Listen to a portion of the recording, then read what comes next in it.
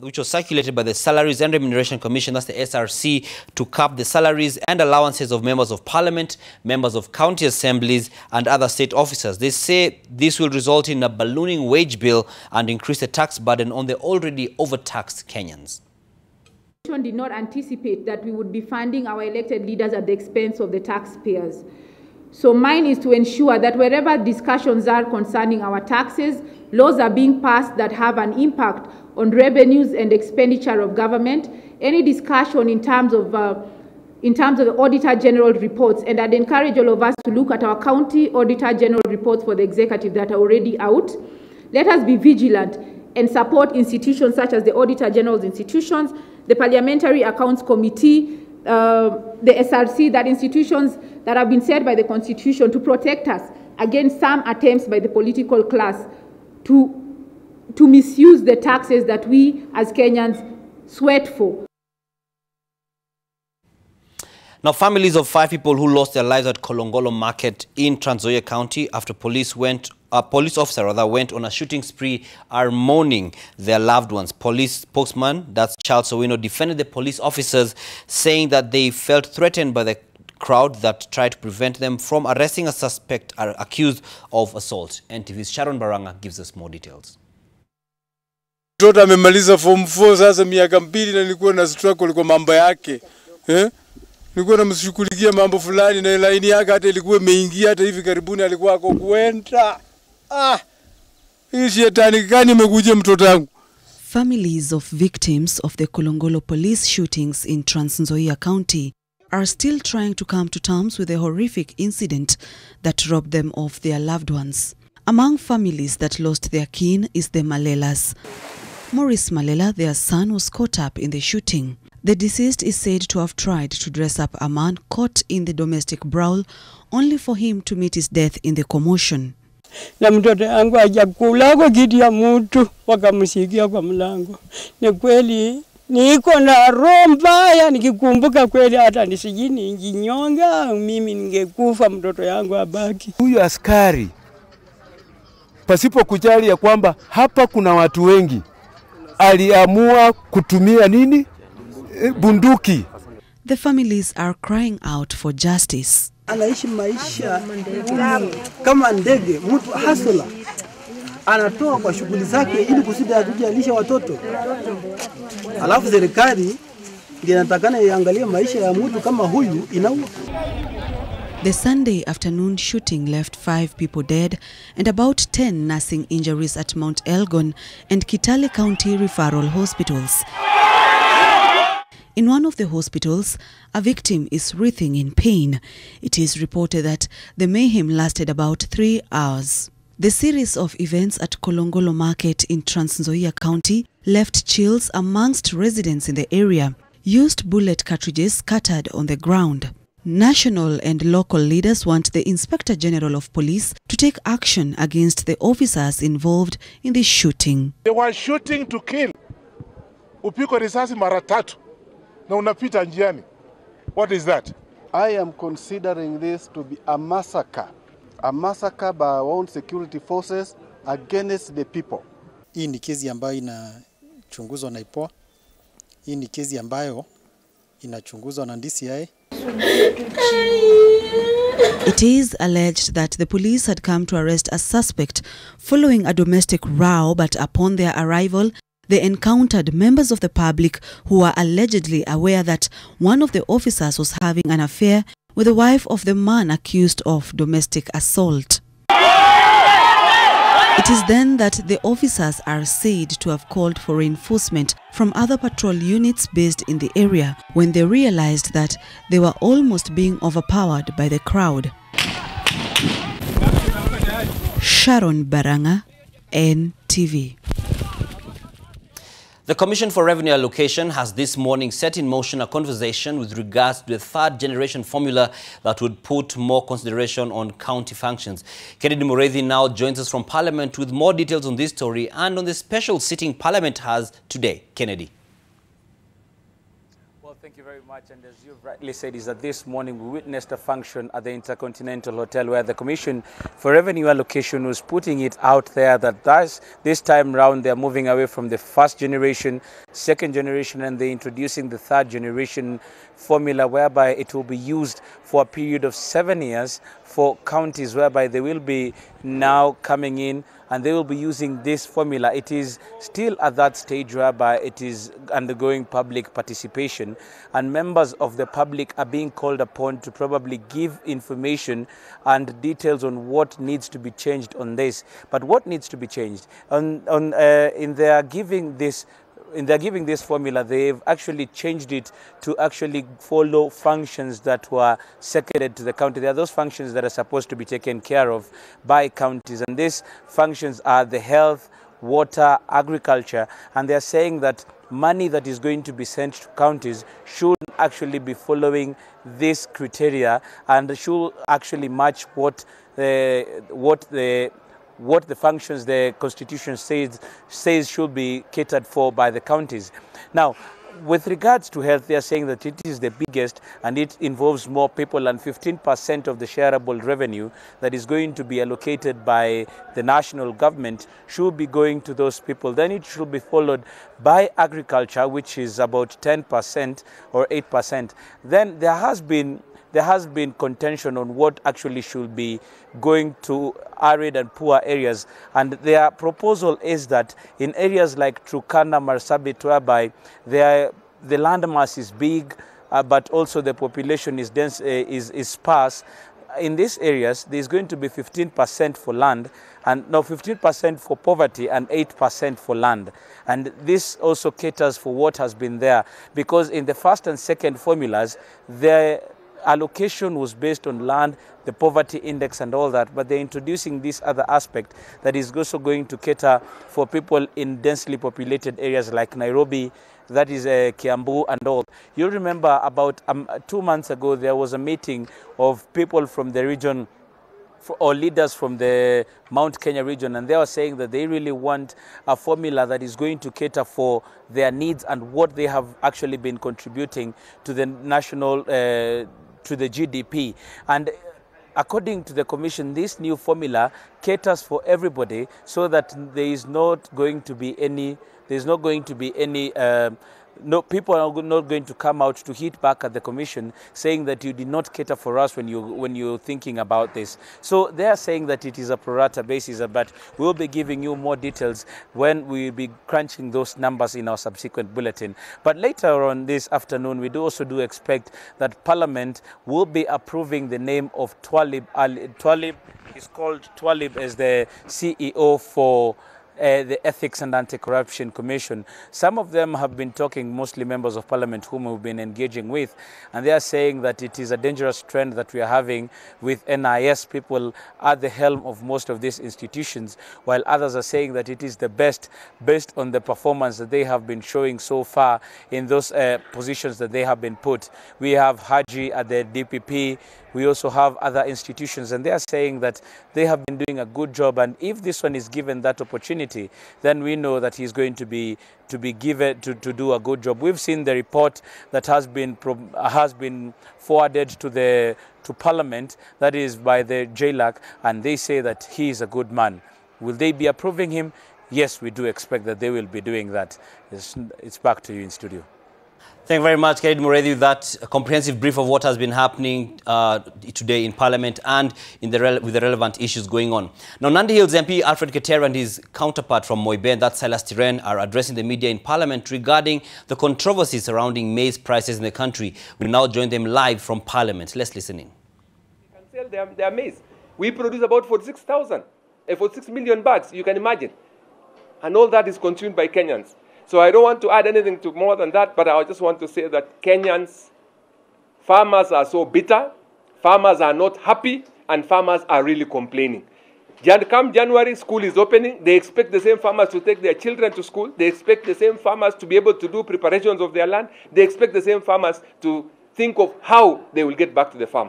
The same farmers also took loans from banks. They also took loans from AFC and the rest. How are they going to deal with that if they cannot get a cost, or rather they cannot get a price that can return, they can get good returns to be able to clear their loans? Thank you.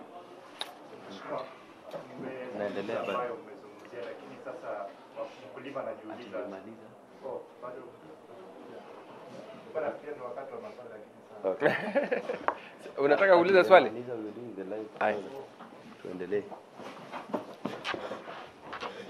We were doing the brief as we continue because I know it is a long story, but we have to really state facts as they are. You know, there are people at the moment or leaders who are busy trying to go around and misrepresenting facts in terms of the diversification they are marketing. They are not telling Kenyans where maize will be. If farmers were to stop producing maize, where are we going to get the maize? It is because they have an intention to import. Some of them we've already said that they are doing 500,000 acres in Congo, Brazzaville. And we want to say that we will not allow the cartels to run programs that are, instead of helping farmers and promoting production, local production, they are sabotaging local production so that they win in their success stories of ensuring that there is no enough maize produced in Kenya, and then they start importing with any price. Because I remember, like the way my brother had stated, last year we saw maize coming to Kenya with a cost of 3,900, which was facilitated by government resources. We are wondering, why is it that when you want to promote someone from Brazil or Mexico, you want to pay them 3,900? But when it comes to your own local producer who is producing maize, our own local farmers who are creating a lot of employment opportunities, who are stimulating our economy, you don't want to promote them. The reason why these people want to kill local production is because they want to continue in succeeding, making billions of money at the expense of having a local production. The continuing maize debate and the issues around that shall be brought to us in detail by Victor Kiprop, who is on location at Parliament.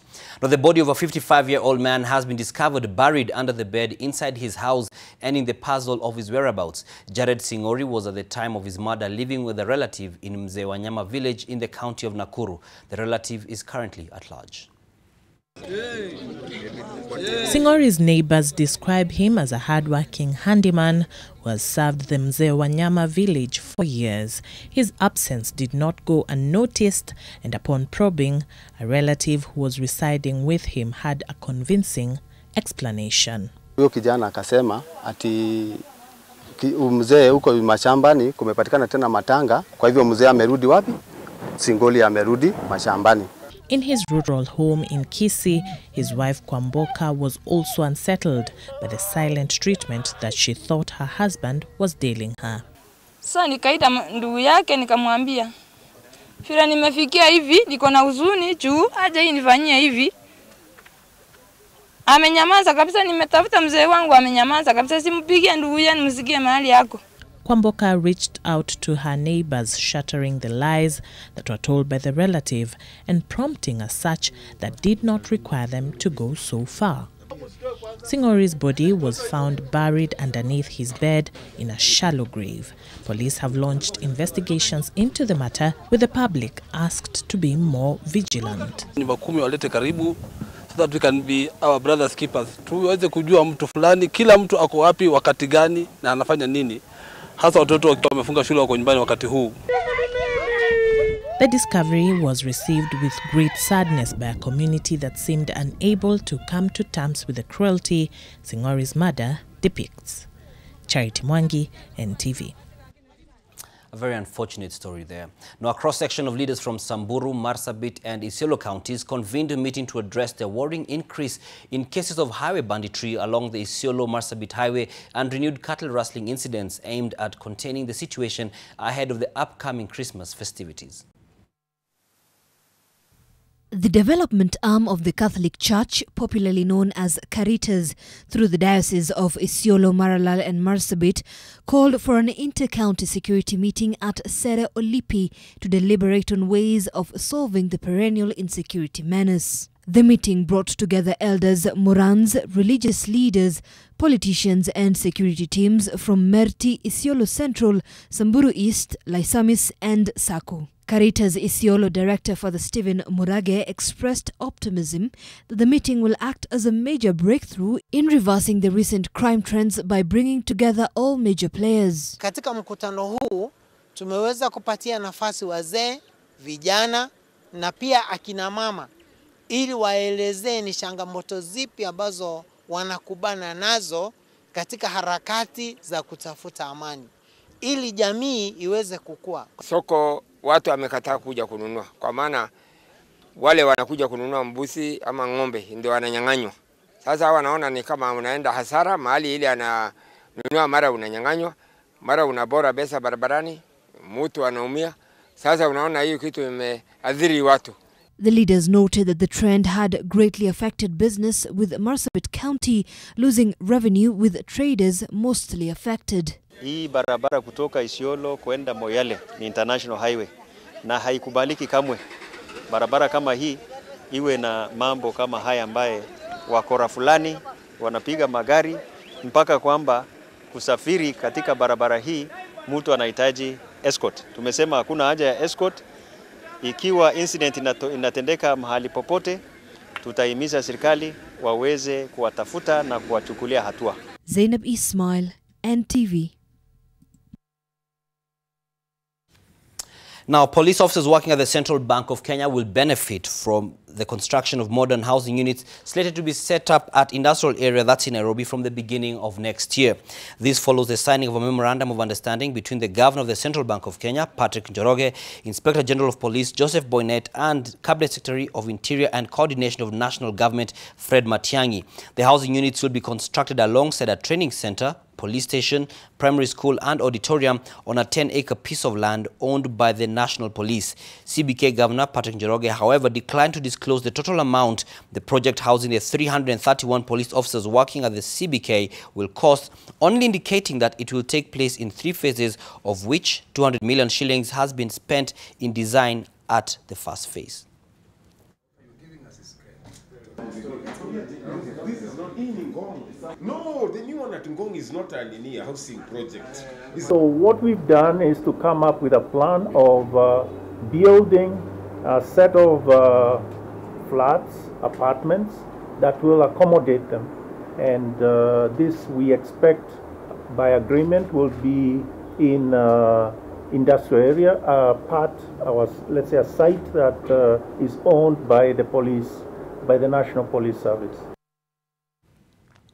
Leaders from West Pokot County have called on the government to address historical injustices that were perpetrated against locals in the area. Led by West Pokot Deputy Governor Nicholas Atudonyang, they called on the government to compensate Pokots who fought for independence, saying the community has a great historical significance in the country and cannot be overlooked. They are demanding that Pokots be recognized just like the Mau Mau have been recognized by the government. The leaders called on the county assembly to make sure that locals who are mistreated and tortured by the colonial government are compensated. Atudonyang said many families of the region are still living in fear because of the historical injustices.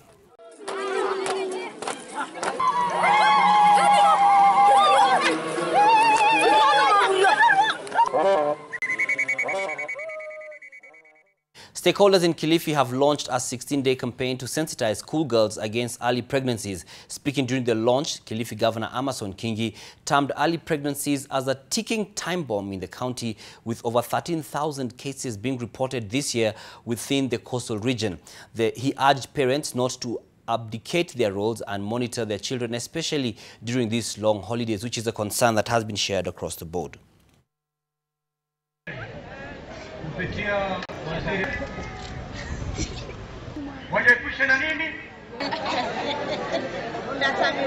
Our social volunteer social workers, alafu kule chini ambao tumeoza kubaki vile.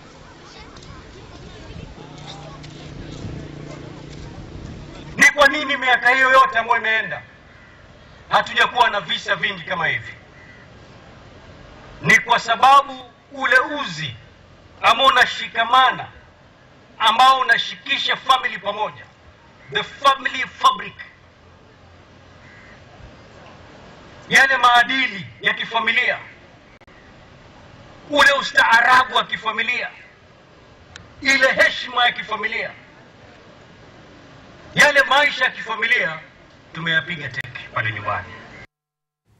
The Ministry of Health in Embu County has stepped up efforts to sensitize the public against preventable diseases that affect residents of Runyenjes, Mbere South and Manyata sub-counties. Residents of the area are at a risk of contracting cholera and anthrax on account of practices that create a high chance of the spread of the diseases. Open defecation and poor disposal of carcasses of domestic animals heighten the risk of spreading the diseases that are highly communicable. In sensitization forum, residents were asked to only consume meat that has been inspected to rule out any diseases. Embu County has 1,131 villages, but out of the number, only 181 villages have adopted the use of latrines in their homes. Kenya intends to completely end open defecation by the year 2020.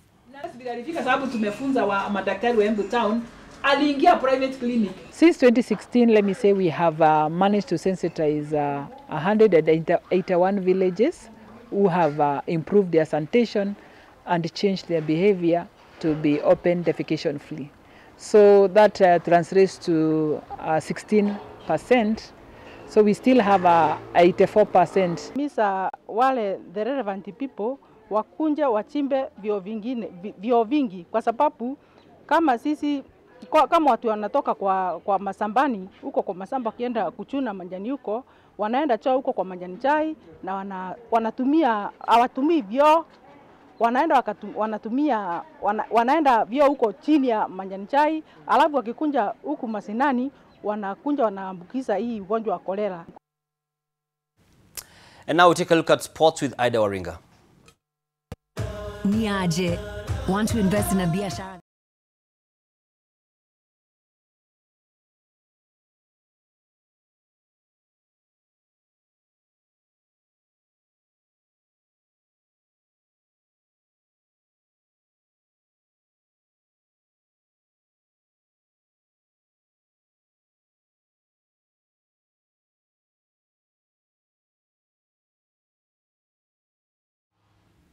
Thanks a lot, Dan. Quite the dramatic day in football today. Let's get right into it. Jose Mourinho has been fired as a Manchester United coach. In a statement released on Twitter, Manchester United announced that manager Jose Mourinho had left the club with immediate effect. It added that the club would like to thank Jose for his work during his time at Manchester United and to wish him success in the future. A new caretaker manager would be appointed until the end of the current season.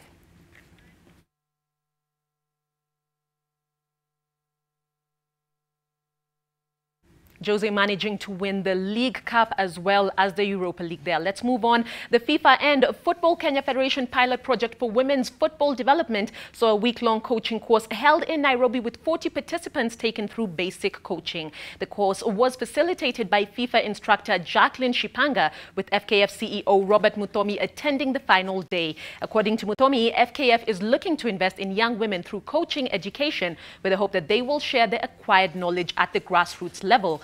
The series of courses is the first action plan of a pilot project where the world governing body FIFA aims to impact over 60 million women by 2026, thus increasing participation of women in football. Kenya is set to benefit from close to 100 million shillings in funding from the world governing body for the project.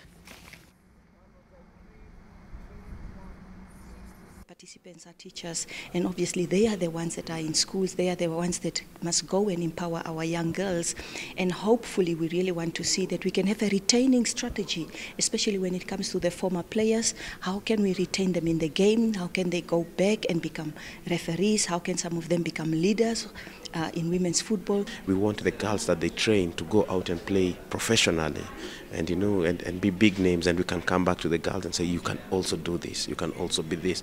That way we grow the women's game. We feel that we have a lot of potential in Africa to be among the top nations in women's football.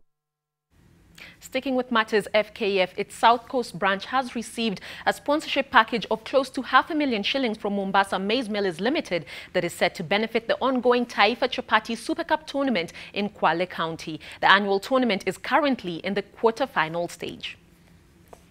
Malengo na maudhui ya tournament hii ni kwamba kuwaonesha kwamba vijana wetu wawache mambo ya madawa ya kulevya, mambo ya uhuni, mambo yasiokuwa na nidhamu katika jamii. Ndio lengo kubwa sana ya tournament hii.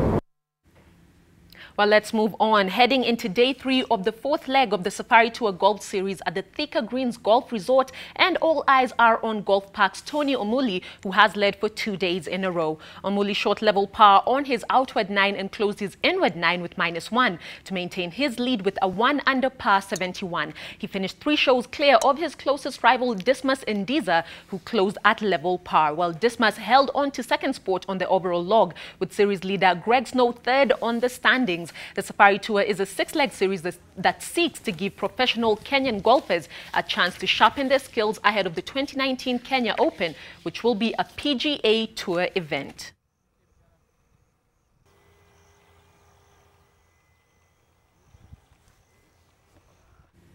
Let's cross borders now regarding the Europa League. An English Premier League side Arsenal will play Belarus champions Bate Borisov, while Chelsea visit Malmo in the round of 32. 5-time champion Sevilla will face a tough tie against Serie A side Lazio. La Liga's other 3 teams in the league were also paired against tricky opponents, with Valencia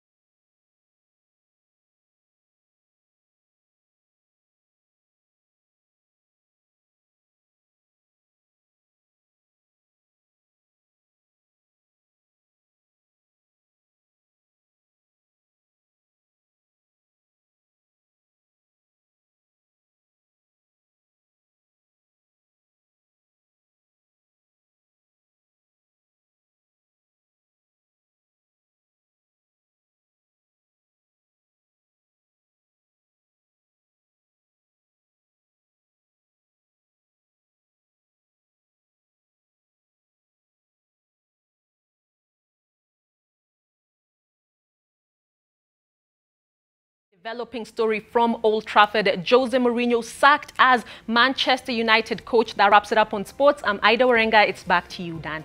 Thank you very much, Ida. And Mourinho may not have won many things, but it seems he won the sack race. My name is Dann Mwangi. Have yourself a great afternoon.